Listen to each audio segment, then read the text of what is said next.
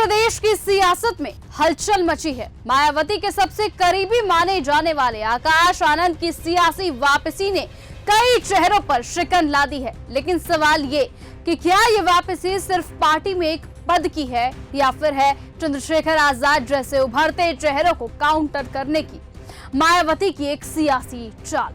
कभी फर्श से अर्श पर, कभी फिर अर्श से फर्श पर।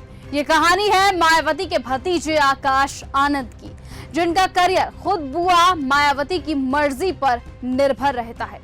2019 में गठबंधन किया समाजवादी पार्टी से, 10 सीटें मिली लेकिन दिल नहीं मिला। 2024 में अकेले मैदान में उतरी बीएसपी और नतीजा सियासी सुनामी में बह गई पार्टी। और आज बुआ फिर से भतीजे के साथ है, मगर इस बार सिर्फ सियासी नहीं है, ये है एक टकराव की तैयारी। सवाल है कि क्यों मायावती को लगने ये लगा है कि उनकी विचारधारा पर अब किसी का दावा है।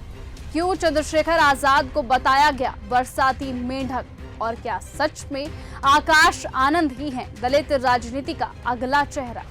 और इन सब बयानों के बाद मायावती का एक्स पर एक तीखा हमला। साफ शब्दों में चंद्रशेखर आजाद को बताया गया बरसाती मेंढक और इशारों ही इशारों में कहा गया कि ये वो लोग हैं जो बीजेपी, सपा और कांग्रेस के इशारे पर बहुजन समाज को तोड़ने की कोशिश कर रहे हैं। कभी जेल, कभी एनएसए, फिर भी संसद तक का सफर तय करने वाले चंद्रशेखर आजाद अब बीएसपी के लिए चुनौती नहीं, सीधा खतरा बन चुके हैं। और यही वजह है कि मायावती ने आकाश आनंद को सियासत के मैदान में दोबारा भेजा है। बता दें कि अब सिर्फ ये भतीजे के तौर पर नहीं, बल्कि एक जवाब और एक प्रतिकार के तौर पर आकाश आनंद को उतारा गया है। असल में मुद्दा सिर्फ बयानबाजी का नहीं है, बल्कि बहुजन नेतृत्व के भविष्य की दिशा का है। तो वहीं मायावती ने अपने भतीजे आकाश आनंद को फिर से फ्रंट फुट पर लाकर सियासी समीकरण तो साफ कर दिए। बीएसपी में अब पारिवारिक नेतृत्व ही स्थायी भाव है और बाहर से आने वालों के लिए दरवाजे बंद है।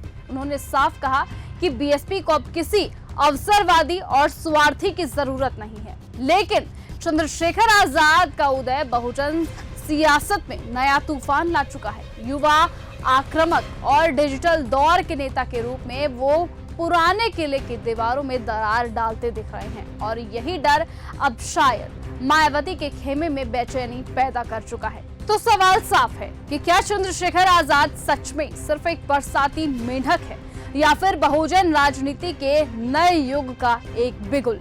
राजनीति की ये जंग अब शांति से नहीं, तूफानी मोड़ पर पहुंच चुकी है और अगला हमला किसी भी वक्त हो सकता है। बहरहाल आपको बताएं कि चंद्रशेखर आजाद ने इन सभी बयानों पर कुछ ना कहे बगैर सिर्फ इतना कहा कि उनका आपसी मामला है, मैं इसमें कुछ नहीं कहना चाहता। फिलहाल आप क्या मानते हैं कि क्या सचमुच मायावती और चंद्रशेखर आजाद की राहें 2027 में अलग हो सकती हैं या फिर वो गठबंधन कर सकते हैं? जो भी आपकी राय है कमेंट में लिखना ना भूलें। और आज की इस वीडियो में सिर्फ इतना ही। देश और दुनिया की तमाम बाकी खबरों से ऐसे ही जुड़े रहने के लिए आप बने रहें और देखते रहें न्यूज गंगा। नमस्कार। ऐसी ही खबरों को सुनने और देखने के लिए सब्सक्राइब करना बिल्कुल मत भूलिएगा चैनल न्यूज गंगा। खबरें अच्छी लगी तो लाइक का बटन दबाना बिल्कुल मत भूलिएगा। कमेंट बॉक्स में टाइप भी कर सकते हैं और हाँ, शेयर करना भी बिल्कुल मत भूलिएगा।